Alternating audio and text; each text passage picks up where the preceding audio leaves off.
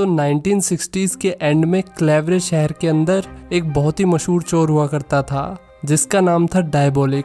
तो डायबोलिक अपनी जैगवार में क्लेवरे शहर का नेशनल बैंक लूट कर भाग रहा था। पुलिस भी उसके पीछे हाथ मुंह धोकर पड़ी हुई थी। डायबोलिक ने पुलिस का बहुत पेट्रोल खर्च करवाया क्योंकि उस टाइम पेट्रोल था भी सस्ता।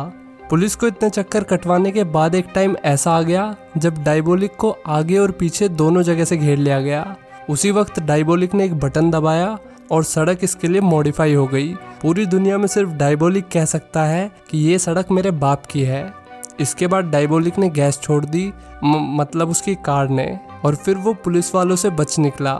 लेकिन एक पुलिस वाला था जो इसका पीछा ही नहीं छोड़ रहा था, इंस्पेक्टर जेंको। लेकिन डायबोलिक ने इंस्पेक्टर जेंको का भी पागल बना दिया। इसके बाद जॉर्ज को दिखाते हैं जो भरी महफिल छोड़कर एक खूबसूरत लड़की के पास जाता है। इस लड़की का नाम है ईवा केंट। इसने एक रईस बुढ़े से शादी करी थी और फिर उस बुढ़े के मरने के बाद ये भी रईस हो गई। अब जैसे कि लेडी केंट सिंगल थी तो जॉर्ज उससे ब्याह करना चाहता था और लेडी केंट बिना ब्याह करे ही जॉर्ज का फायदा उठाना चाहती थी। जॉर्ज पहले तो उसे आज रात यहीं रुकने के लिए कहने लगा, लेकिन लेडी केंट नहीं मानी। फिर जॉर्ज ने कहा कि कम से कम मैं आपको घर तो छोड़ ही सकता हूँ, मगर लेडी केंट अकेले जाना चाहती थी। ये वही बात है कि सामने वाले में आप जितना कम इंटरेस्ट लोगे, सामने वाला आप में उतना ही ज़्यादा इंटरेस्ट लेगा, और ये साइकोलॉजी लेडी केंट बहुत अच्छे से जानती थी। इसके बाद जब वो पैदल घर जा रही थी तो कोई उसका पीछा करने लगा। असल में ये और कोई नहीं बल्कि इंस्पेक्टर जेंको था। उसने लेडी केंट को बताया कि वो खतरे में है, और फिर ये दोनों एक रेस्टोरेंट में गए जहाँ इंस्पेक्टर जेंको ने लेडी केंट को सावधान रहने के लिए कहा, क्योंकि लेडी केंट साउथ अफ्रीका से अपने साथ पिंक डायमंड लाई थी जो कि बेहद बेशकीमती था, और ऐसा हो ही नहीं सकता कि डायबोलिक उस पिंक डायमंड को चुराने की कोशिश ना करे। इसलिए इंस्पेक्टर जेंको ने लेडी केंट की सारी इन्फॉर्मेशन ले ली कि वो कौन से होटल में रुकी है और वो हीरा उसने कहाँ पर रखा हुआ है। तो पिंक डायमंड की लोकेशन के बारे में लेडी केंट, होटल के मैनेजर और इंस्पेक्टर जेंको को पता था। जाने से पहले इंस्पेक्टर ने ईवा को बताया कि डायबोलिक को आज तक किसी ने नहीं देखा है, वो कोई भी हो सकता है, मेरे पीछे बैठा हुआ आदमी या फिर वेटर जो भी यहाँ से गया, या फिर मैं खुद भी। Eva Kent grand hotel Excelsior में रुकी हुई थी जहाँ उसे उसका पर्सनल वेटर प्रोवाइड कराया गया था जिसका नाम था रोबर्टो। रोबर्टो यहाँ अपने साथियों से बात कर रहा था। तभी हम देखते हैं कि इस रूम में माइक्रोफोन लगा हुआ है जो इनकी बातें रिकॉर्ड कर रहा था। डायबोलिक इनकी बातें बड़ी ध्यान से सुन रहा था। इसके बाद जब रोबर्टो घर जा रहा होता है तो डायबोलिक ने अपने चाकू से उसे मार गिराया। फिर उसने रोबर्टो की लाश को सीवर में फेंक दिया। अब पहली बार डायबोलिक का फेस दिखाया जाता है। वो यहाँ रोबर्टो की रिकॉर्डिंग सुन रहा था और उसकी आवाज़ की कॉपी करने की कोशिश कर रहा था। उसने ऐसा तब तक किया जब तक कि उसने रोबर्टो की आवाज़ पूरी तरीके से कॉपी नहीं कर ली। इसके बाद एक महिला को दिखाते हैं जो काफ़ी परेशान लग रही थी। ये और कोई नहीं बल्कि डायबोलिक की बीवी एलिजाबेथ है। ये परेशान थी क्योंकि डायबोलिक बहुत टाइम से घर नहीं लौटा था। इधर लेडी केंट का होटल में स्वागत किया जाता है। होटल के मैनेजर ने उसे बताया कि अगर आपको किसी भी चीज़ की ज़रूरत पड़े तो आप रोबर्टो को बुला सकती हो, और ठीक उसके तुरंत बाद रोबर्टो वहाँ पर आ गया। असल में डायबोलिक ही था जो भेष बदल कर यहाँ पर आया था। जब लेडी केंट नहाने चली गई तो डायबोलिक तिजोरी को खोलने की कोशिश करने लगा। ये तिजोरी इतनी हाई सिक्योरिटी वाली थी कि डायबोलिक को इसे खोलने में सिर्फ 2 मिनट लगी। मतलब मैगी बनने में भी इससे ज़्यादा टाइम लगता है। तभी फ़ोन की घंटी बजी और ईवा बाथरूम से बाहर आ गई। डायबोलिक उसे फ़ोन पर बात करते हुए देख रहा था और फिर उसने लेडी केंट से पूछा कि उसे और कुछ तो नहीं चाहिए। लेडी केंट ने मना कर दिया और फिर डायबोलिक यहाँ से चला गया। ए मान जा कैमरामैन, कहाँ तक जाएगा पीछू पीछू। इसके बाद डायबोलिक की बीवी एलिजाबेथ घर आती है और वहाँ वो डायबोलिक को देखते ही उसके गले पड़ गई, गले लग गई। डायबोलिक ने उसे बताया कि उसे आज रात ही निकलना होगा। ये सुनकर उसकी बीवी ने उससे कहा कि कम से कम मेरे साथ खाना तो खा लो। डायबोलिक भी लाइक मैं भी डाइट पर हूँ। जॉर्ज याद है जो लेडी केंट से ब्याह करना चाहता था? ये काफ़ी रईस है और जस्टिस मिनिस्टर भी, इसलिए इसे लग रहा था कि ईवा उसके प्यार में पागल हो जाएगी। लेकिन ईवा ने तो साइकोलॉजी में PhD कर रखी थी। उसे पता है कि कब किसको कितनी घास डालनी है। रात में डायबोलिक ईवा के रूम में पहुंच गया। उसने फटाफट तिजोरी खोल ली, लेकिन तभी ईवा वहां पर आ गई।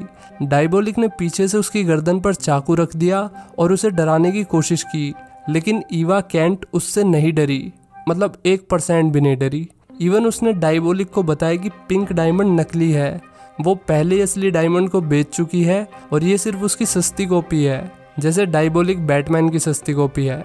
डायबोलिक ने कहा कि वो इसे चेक करेगा और अगर ईवा की बात झूठ निकली तो वो सिर्फ उसे मारने के लिए वापस आएगा। ईवा को पता नहीं क्या हुआ, वो डायबोलिक की बातों से अट्रैक्ट होने लगी और जैसे ही वो उसके करीब आई, डायबोलिक बैटमैन की तरह गायब हो गया। अब वो खुलेआम ये काला स्विम सूट पहन के सड़क पर ड्राइव कर रहा था।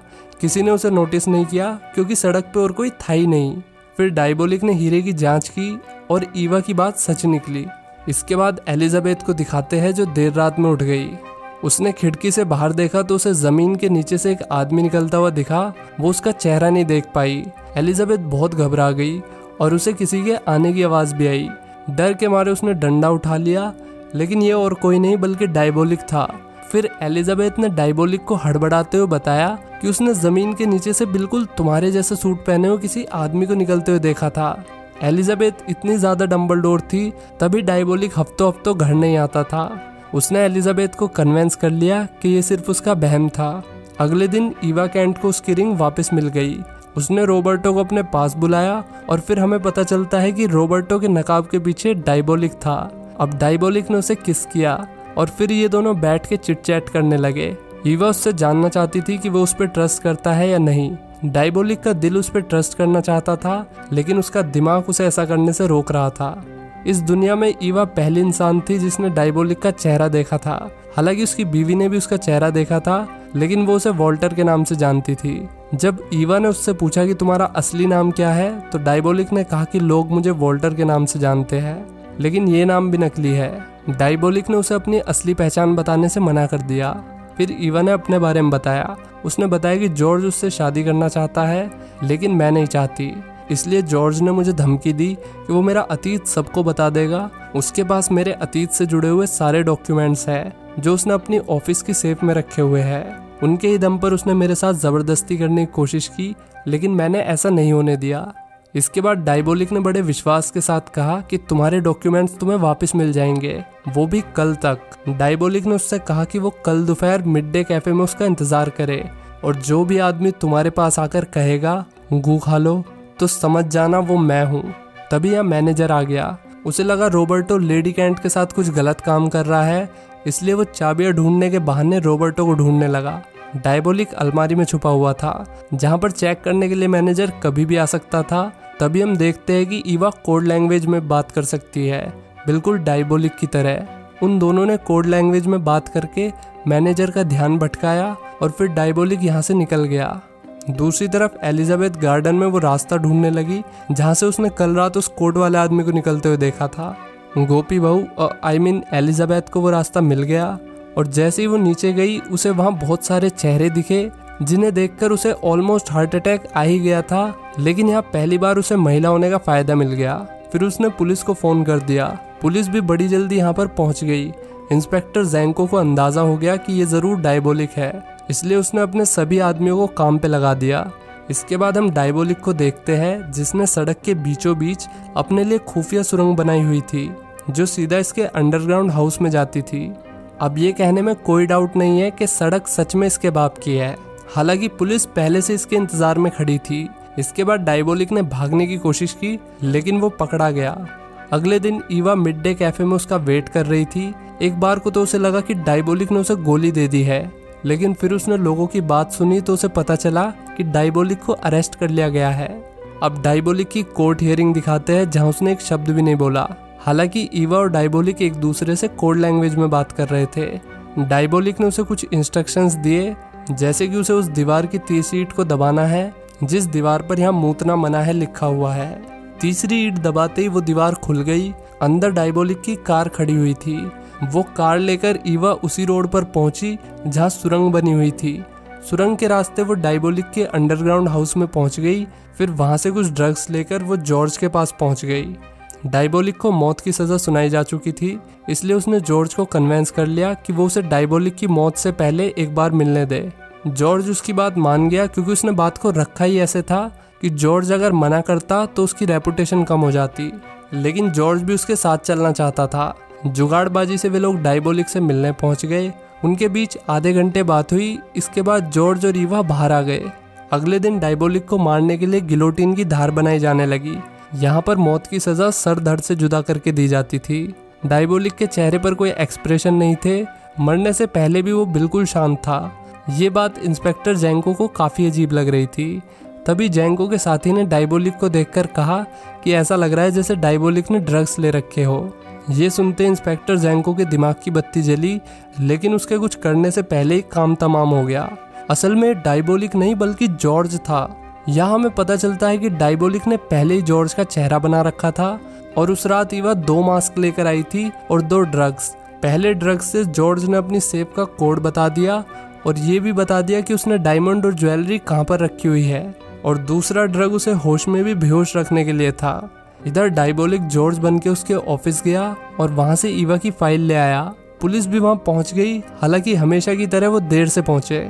इसके बाद एक अमीर लेडी को दिखाते हैं जो अपना कीमती सामान सबसे सुरक्षित लॉकर में रख रही थी। ये लॉकर कई परतों से मिलके बना हुआ था, जिससे इसकी सिक्योरिटी डबल हो जाती है। दूसरी तरफ इंस्पेक्टर जैंको डायबोलिक को पकड़ने का प्लान बना रहा था। उसे पता था कि इस वक्त सबसे ज़्यादा माल किसके लॉकर में है, इसलिए इंस्पेक्टर ने अंदाज़ा लगा लिया कि डायबोलिक अब वही मुँह मारेगा। इधर उस अमीर महिला को दिखाते हैं जो और कोई नहीं बल्कि ईवा केंट थी। ईवा ने अब डायबोलिक को लॉकर की सारी जानकारी दे दी। डायबोलिक ने प्लान बनाया कि वो सीवर के रास्ते से लॉकर में घुसेगा। लॉकर रूम में सेंसर लगे हुए थे, इसलिए उसने वहां पानी भर दिया ताकि कोई भी सेंसर पानी में उसे डिटेक्ट ना कर पाए। अब पुलिस भी यहाँ आ चुकी थी। इंस्पेक्टर जैंको को यकीन था कि वो सीवर में से ही निकलेगा, इसलिए उसने पास के सभी सीवर्स पर अपने आदमियों को खड़ा कर दिया। हालांकि ईवा की मदद से डायबोलिक बाहर आ गया, लेकिन 2 पुलिस वाले यहीं खड़े हुए थे। उसने अपने चाकू से दोनों पुलिस वालों को ठिकाने लगा दिया। इससे पहले वो पानी के रास्ते से यहाँ से निकलता, इंस्पेक्टर ने उसे शूट कर दिया। इंस्पेक्टर जैंको को लगा कि उसने डायबोलिक को पकड़ लिया है, लेकिन उसे नहीं पता था कि उसके साथ ईवा भी है।